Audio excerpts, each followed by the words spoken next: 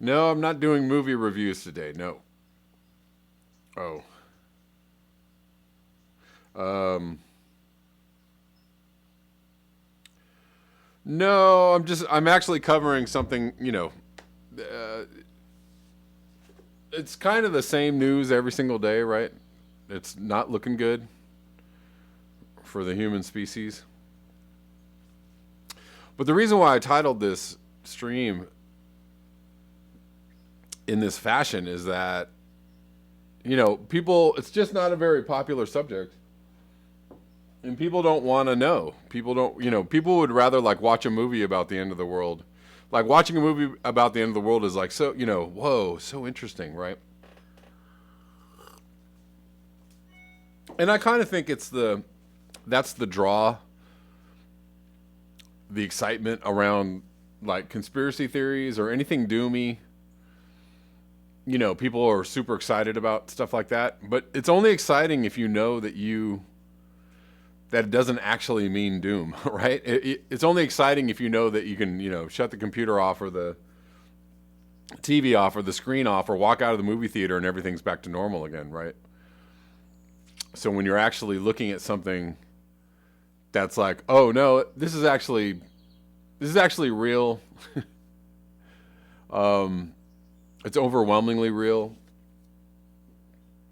and it's, you know, very high percentage of likelihood that it's inevitable, and also soon. Even so, J.F. Sebastian is talking about the Book of Revelations, right? The Book of Revelations, talking about the end of the world, basically the apocalypse. It's always just like a really cool idea. It's like exciting to think of. Oh, here comes, the apocalypse is coming. The Revelations, as in the abstract, it's super interesting. It's so exciting and interesting and weird and like cool to think about, right? But when you start talking about the inevitability of causing your own extinction and the possible destruction of the environment of the place in which you live, totally and utterly rendering it inhabitable for you and the species that you belong to, well then that's just a bridge too far, right? That's a lot to think about. I don't know if I want to go down that rabbit hole. Everything was really exciting and stuff until you were like, yeah, this is actually real and this is where we're going, and we're sliding down the tubes and there's kind of nothing to hold on to while we're sliding. Like that's when it gets okay. Please let me off this ride. Please, I want to close the book. Please, I want to shut the movie off. And maybe why it's so maybe why also it's such a feature of the conspiracy world.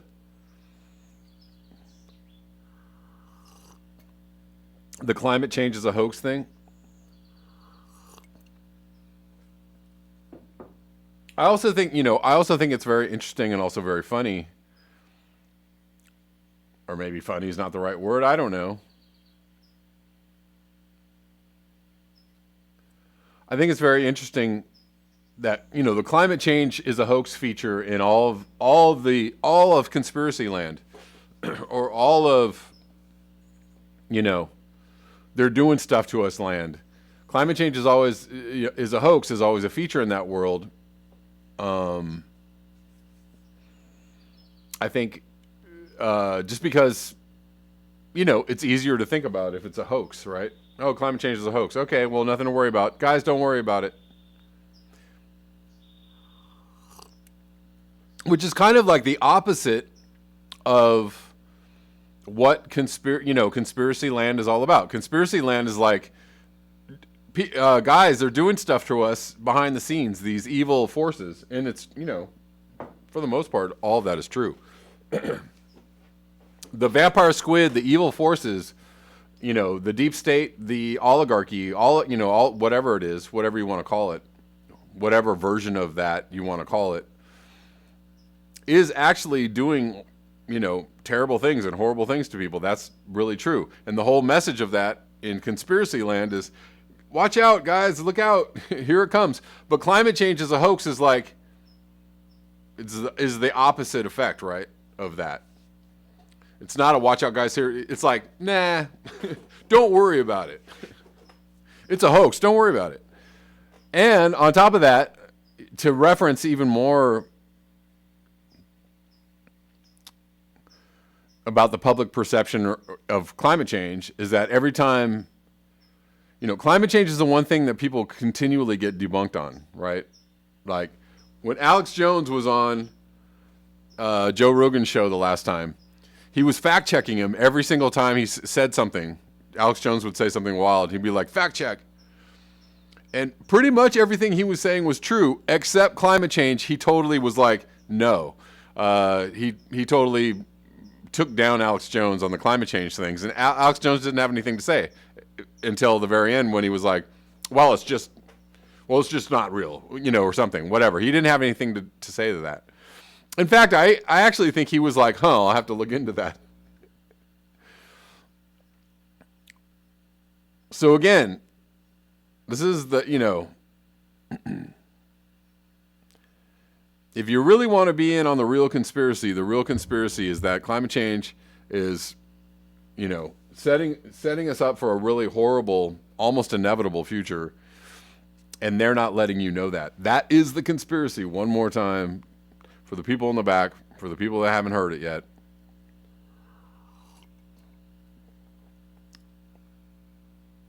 Anyways, and the more information that comes out every single day, more and more information comes out from scientists going like, oh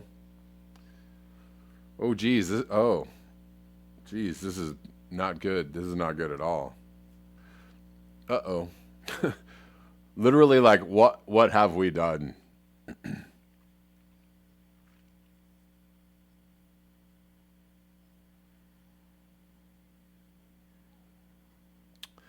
Jacob Gordon, right. They like everything technological that science has brought us, but if the second you talk about climate change, then, well, they question the science.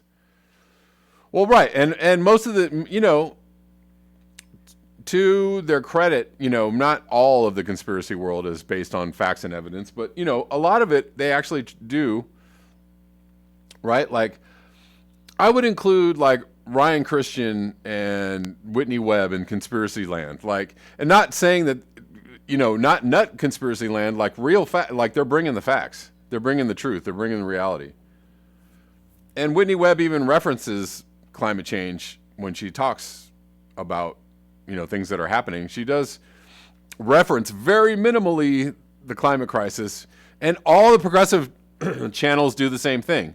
They reference the climate crisis very minimally because they want to keep the focus on, like, well, what can we do about the current political situation? But if you actually considered climate change in the reality that it should be considered in, then all of the things you're talking about actually don't mean jack shit, really. Like, everything that you're talking about has to be in reference to climate change, or seen through the lens of climate change, or seen through the prism of climate change. And when you do that, then all the things you're talking about don't actually bear a whole lot of significance. They become very, very unimportant. Like, are some things good? Yeah. Should people have food and housing and basic amenities? Yeah, I think that.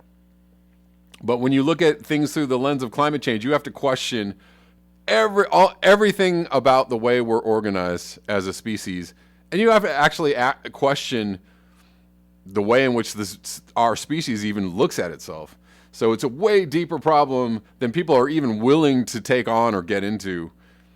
And so, it's very easy, and, it's very like, okay, we're just going to talk about, I mean, I like politics. I'm really into politics. I'm a political junkie. I like to know what's going on. I like to connect the dots.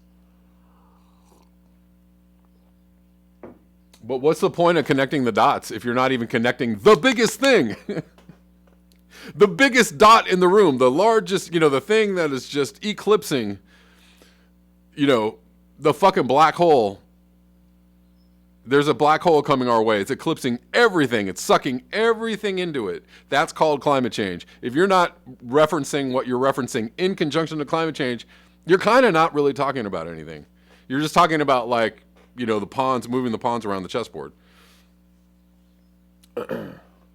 Which is all very interesting. It's it's a movie. It's something to watch. It's something to get into. It's a, weird idea to think about.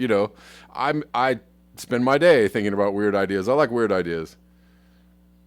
But as soon as you bring up climate change, people are like, no, I can't go there. And if you're really interested in the truth, if you're really interested in telling people the truth, we're bringing you the truth, then you would start with climate change and you would end with climate change. You would start with climate change, look at everything in the prism of climate change, through the prism of climate change, through the viewfinder of climate change, and you would end with climate change. That's how you tell people the truth. Period. The end. End of story. Because COVID doesn't mean shit compared to climate change. The vampire squid and, like, everything they're doing, on a political scale doesn't mean jack shit compared to climate change.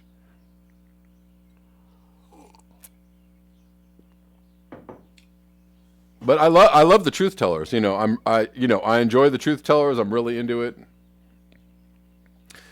It's an interesting movie. It's very interesting information, interesting video you made there, guy or girl.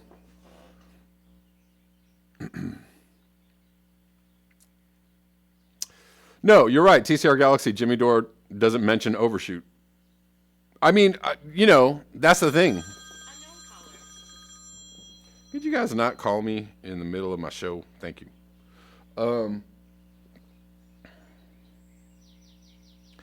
That's what I'm saying. Like, no,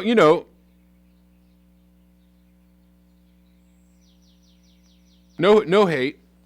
No hate on the progressive channels. No hate on the truth tellers. No hate on I consider myself one of, I consider myself in the realm of truth teller, in the league of the truth tellers. I am at their side and in their service, and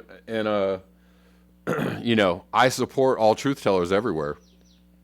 But again, it's just, you're leaving out the biggest elephant in the room of every single room that you've ever occupied and that you will ever occupy in the future. You're leaving out the biggest elephant. And so, I just, it's weird to me.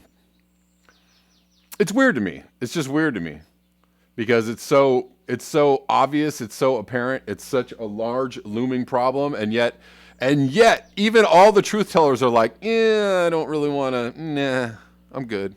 I don't really want to talk about that.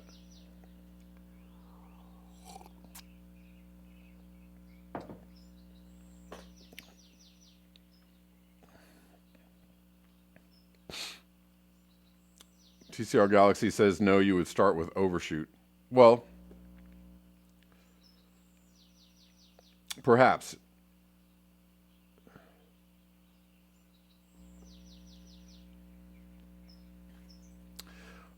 I don't know.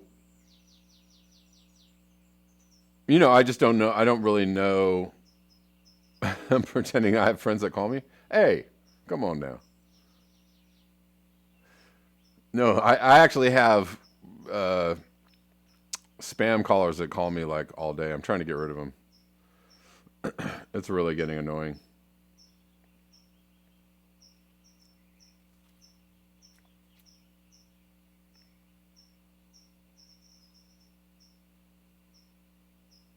Dan Bronner says, exactly, and it is amazing to me how many political bloggers see climate change as an asterisk. And yeah, it's always like, blah, blah, blah, this problem, this problem, this problem, this problem, and don't forget climate change. It's like, they just have to throw, they're doing the same thing that all the climate change bloggers are talking about. When, don't forget to put in the thing about equity and how it affects people of color. Don't forget to put that in there because that's, requirement now. So, everybody who's talking about politics has to go like, yeah, this problem and this problem, this problem, and don't forget climate change. Put the climate change thing in there. Don't forget that. Ding. Okay, I checked off the climate change box. I said something about climate change. It's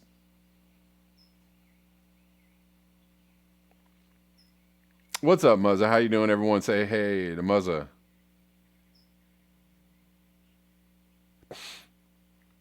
But it's just uh, on some levels, it feels like, it feels like a dereliction of duty for the truth tellers, all the quote unquote truth tellers, dereliction of duty. But who am I to say? The only people that really talk about climate change like on the real are like Lee Camp and Graham Elwood. Will really like try and go like do a deep dive on climate change. Like Lee Camp will do it, Graham Elwood will do it. I'm not leaving out environmental. I'm not talking about Hambone or Environmental Coffee House we all know, there are other people that are talking about climate change. I'm talking about the larger scale, progressive pundits that are out there.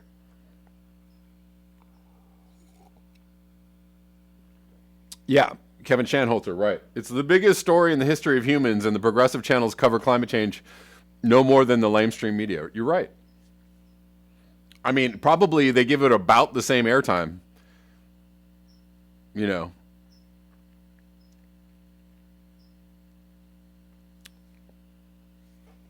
Anyways.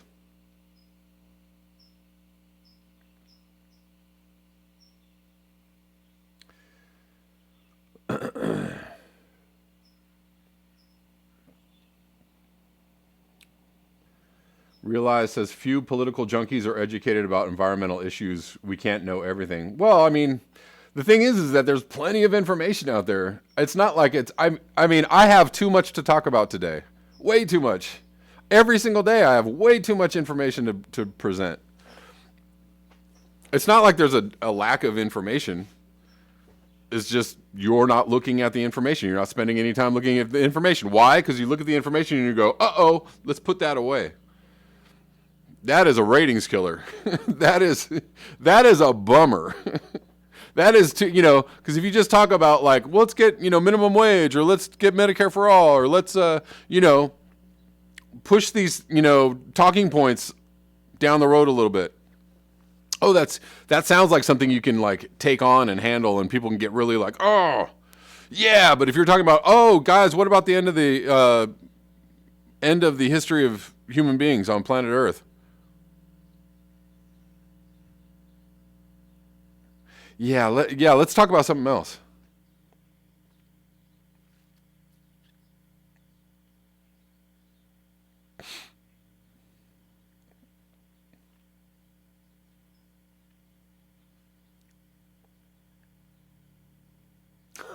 That is funny. JF Sebastian says, heard today that 70% of Bitcoin mining is from renewable energy. That is hilarious because that is total bullshit. That is total bullshit. You and I know that's total bullshit. From renewable energy. That's how we're doing. That's where we're going in the future. Bitcoin mining on renewable energy. Bullshit. Right? Creative experiments. They can't even talk about Lex Wexner, let alone climate change.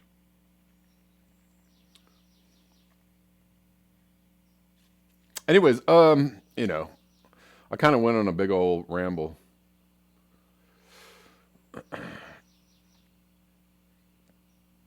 But, and I'm preaching to the choir, by the way, which you already know. And so, I don't know.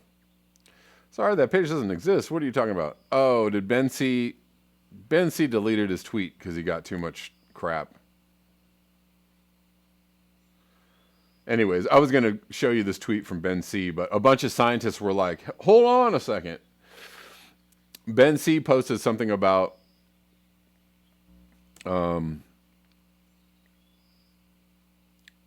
uh, the head of Biden's environmental task force saying, something to the effect that we're setting ourselves up for a mass extinction event of humans.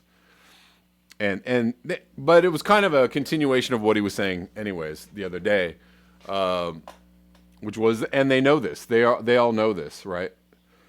The world powers all know this. That we are on a really harsh trajectory. That means that nothing will ever look the same. Nothing will look the same. And we're way too late. And they really don't want to let you know that, we should have started this about 30 years ago. But let's look at this, which we already kind of covered a little bit, but I want to read this particular article and just kind of blah, blah about it. Humanity is hurtling into a ghastly future. It doesn't comprehend. No, let me amend that. Let me rephrase that. Doesn't want to comprehend. There, I fixed it for you. Humanity is hurtling into a ghastly future it doesn't want to comprehend, scientists warn. The emergency is not invisible, but that doesn't mean we can't see it. So let's look at this from Science Alert. This is from January 14th of 2021. And I feel like I already covered this or some version of this article. But I just want to go through it again because it's interesting. The facts of the evidence is all of it is interesting.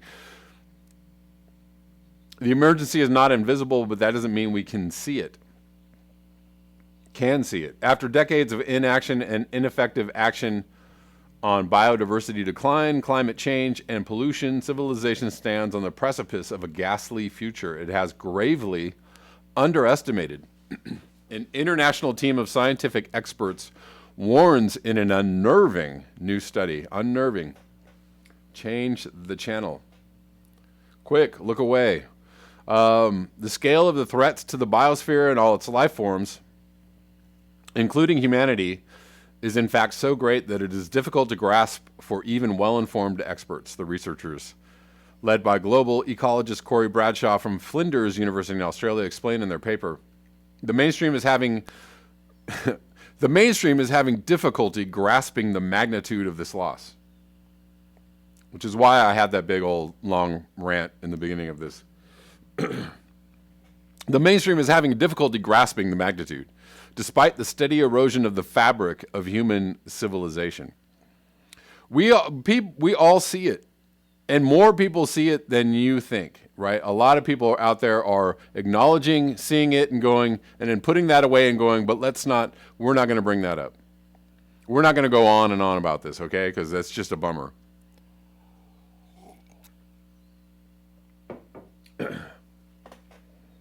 If the grandiose language seems almost hyperbolic, that's only because of the incredibly high stakes of what we're actually talking about here. While the authors know fully well that their assessment will be denied, attacked, and ridiculed in many quarters, of course it will. No, that is absolutely not true. And we have scientific studies. We have another computer model over here to show you it's unlikely. All this doomer talk. The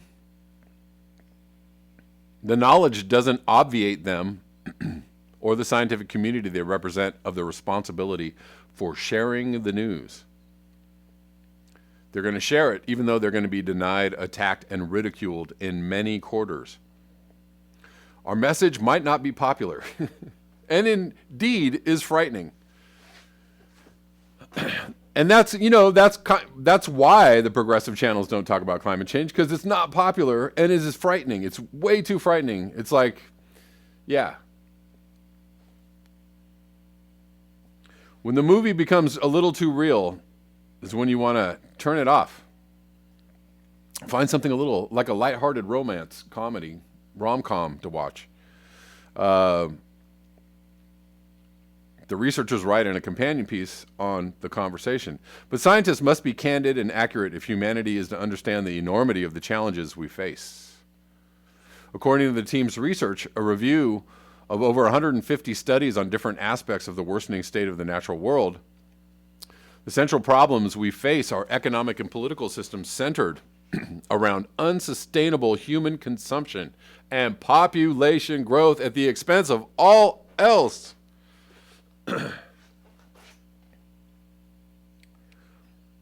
I mean, that's just real. That's just math. That's just numbers. It's just science. It's just real. You know, there's nothing, just acknowledging. What was the thing I just read yesterday in the paper about how countries in the tropics are going to face a very, bumpy future because of a predominance of young people is the way they wanted to put population growth.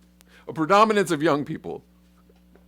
But, the thing is that is a real thing. And just acknowledging that or just saying that or talking about that doesn't make you an eco-fascist or a eugenicist. It makes you somebody who's willing to look at the evidence of the fact that there's a hell of a lot of people on the earth chewing up all the resources of the earth, right? It's just a basic thing. And the whole premise of our economy is to tell people to chew up more resources. Have some more, have some more, have some more. Get all you can get. Be all you can be. Earn all the money. Buy all the things. Have all the stuff. That's the entire premise of our economy.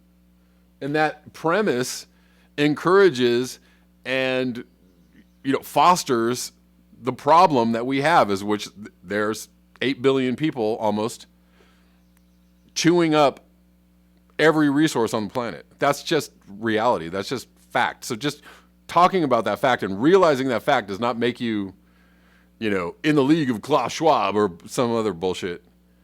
It makes you a fucking realist. How are you going to deal with this problem? You going to have a conversation about it, or are you just going to call people names and walk away? Because that's totally the smart way to deal with problems. I've always learned in my life. Nope. No, thank you. I'm out of here. That's how I deal with problems.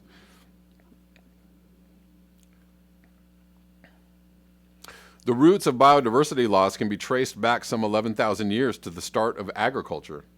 But the problem has vastly accelerated in recent centuries due to ever worsening pressures placed on natural ecosystems, to the extent that the reality of a sixth major extinction is now scientifically undeniable. The researchers write. At the same time, the global human population keeps growing, having doubled since 1970. Doubled since 1970, when there was a book out called The Population Bomb. They're like, guys, this is going to be a problem. And the entire planet said, how about we double the population? Will that help with the problem? The estimates suggested a peak population of nearly 10 billion by the end of the century. We're not making it there. We're not going to make it to 10 billion, sorry to say. In turn, this ever-expanding human footprint is expected to accelerate and worsen existing food insecurity, soil degradation, biodiversity decline, pollution, social inequality, and regional conflicts. So listen, you're not going to progressive your way out of this problem. You're not going to progressive policy your way out of this problem. You're not. You're not going to, you're not going to techno fix. You're not going to progressive policy. You're not going to, guys, if we just pass the Green New Deal, we're going to fix all these. No, you're not going to do that, because those things don't address any of this in here.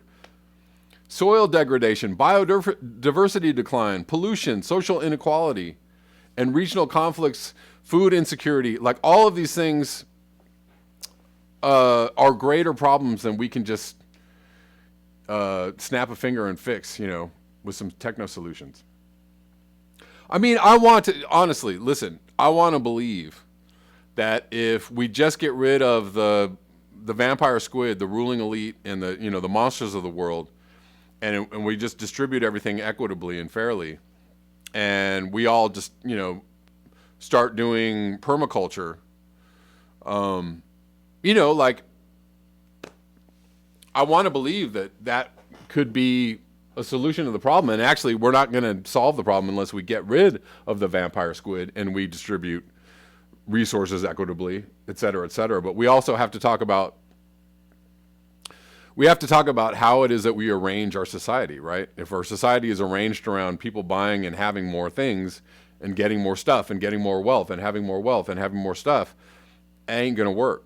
You have to let people know, once you get rid of the vampire squid and you distribute the resources equitably, you also have to, you have to communicate to people like, and there's no way we're going to live, with all the things that we think that we deserve to own.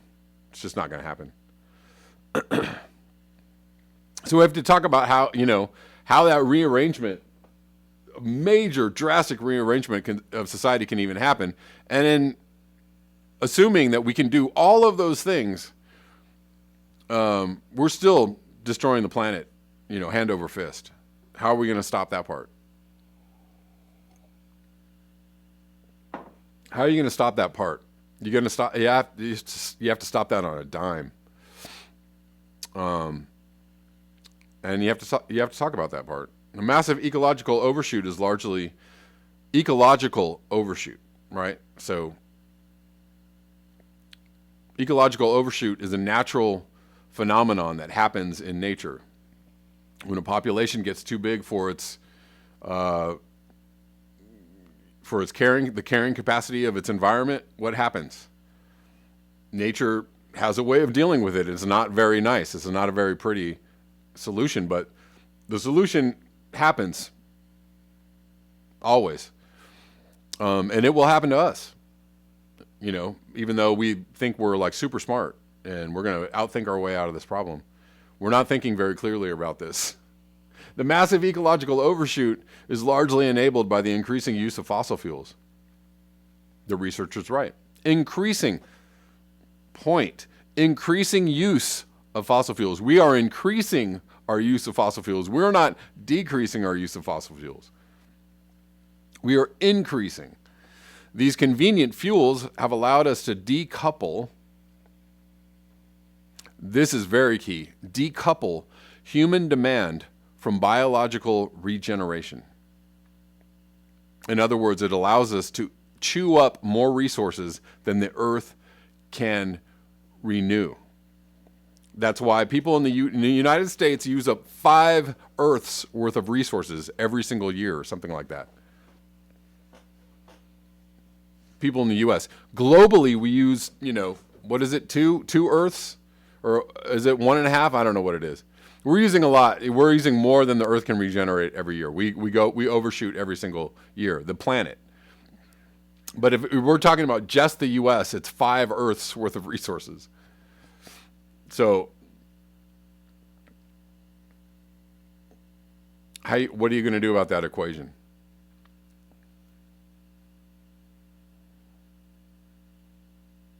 And right now, we're trying as quickly as we can. We're not trying to lessen the consumption of the United States. What we're trying to do is export our way of living all around the world so everybody can do that. Everybody can chew up 5 Earths worth of resources.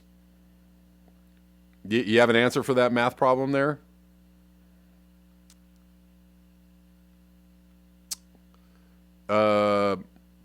Anyways. These convenient fuels have allowed us to decouple human demand from biological regeneration. 85% of commercial energy, 65% of fibers, and most plastics are now produced from fossil fuels. Despite all of this being considered established scientific knowledge, this is established, it has been long known. Human life, for the main part, largely goes on as if it weren't, the researchers say. Say it ain't so. It's fine. We got some time. It's fine. Stopping biodiversity loss is nowhere close to the top of any country's priorities. Until just literally last month. In the last 3 months, nations around the world are like, we should probably put some of this nature aside so that we don't destroy ourselves. You think that's a good idea? Let's take the pledge. High five. We took the pledge. We're pledging to put aside like 30% of nature just so we don't destroy ourselves. Think that's a good idea? Hear, hear. Indubitably. Let's stay well below 2C.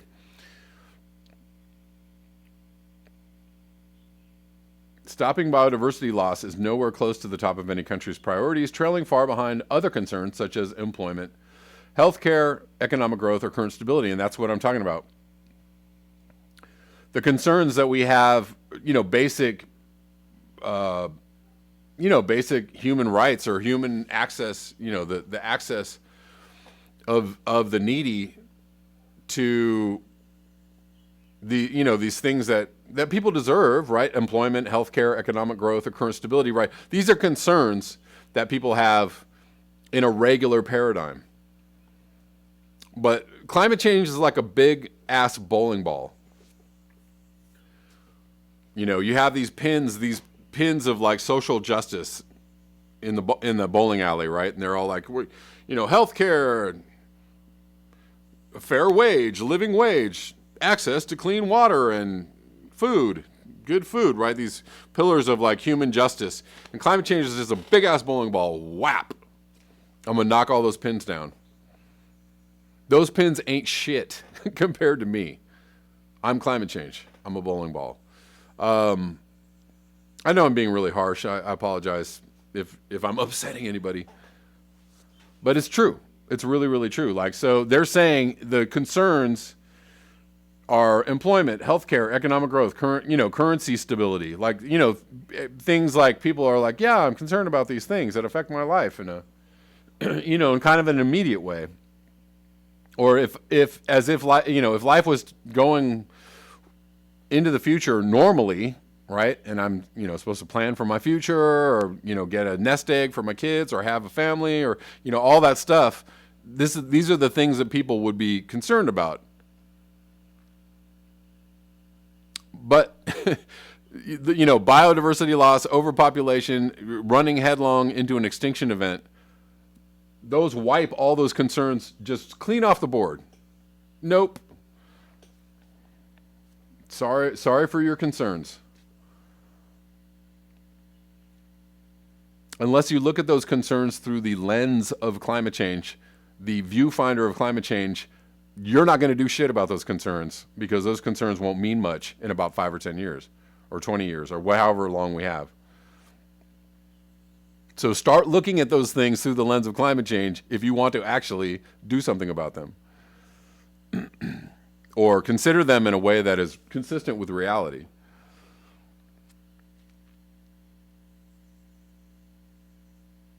Humanity is running an ecological Ponzi scheme in which society robs nature and future generations to pay for boosting incomes in the short term. Even the World Economic Forum, which is captive of dangerous greenwashing propaganda, now recognizes biodiversity loss as one of the top threats to the global economy, right? Because nature is worth more as nature. It's worth way more if we just... let me see. Even climate change, which is a much more visible threat than biodiversity loss, appears to be too difficult for human societies to contend with ever-rising greenhouse gas concentrations and continued failures by nations to effectively reduce their emissions or set effective climate targets. Against the grim backdrop of such existential threats, electorates are increasingly embracing right-wing populist leaders with anti-environment agendas that only intensify the existing pressures while perpetuating false paradigms that peg the environment against the economy, or present the climate crisis as a way to boost the economy. Guys, we're going to fight climate change and we're going to get some jobs. We're going to make a lot of jobs. We're going to make a lot of, electric cars. Going to, dig up a lot more shit from the earth. Burn a lot more fossil fuels in the process. Sell people a bunch of junk in the process. That's some greenwashing shit right there.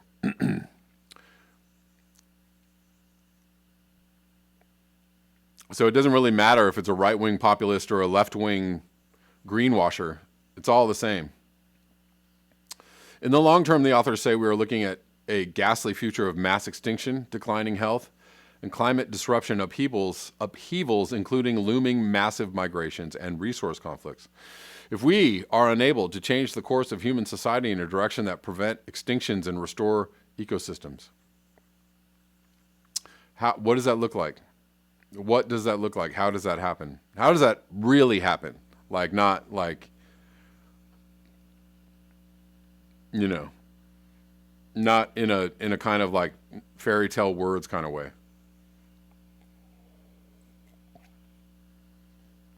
Despite the seeming fatalism of this alarming assessment, the researchers insist theirs is not a call to surrender, but rather a cold shower humanity and its leaders seem to desperately need, a brutal reality check to snap people out of their sleepy, dangerous inertia. While there have been more recent calls for the scientific community in particular to be more vocal about their warnings to humanity, these have been insufficiently foreboding to match the scale of the crisis. Ooh, they're not pulling any punches in this article. They're laying it out about as brutally as that can be laid out. It is therefore incumbent on experts in any discipline that deals with the future of the biosphere and human well-being to eschew reticence, avoid sugarcoating the overwhelming challenges ahead, and tell it like it is. Anything else is misleading at best or negligent and potentially lethal for the human enterprise at worst.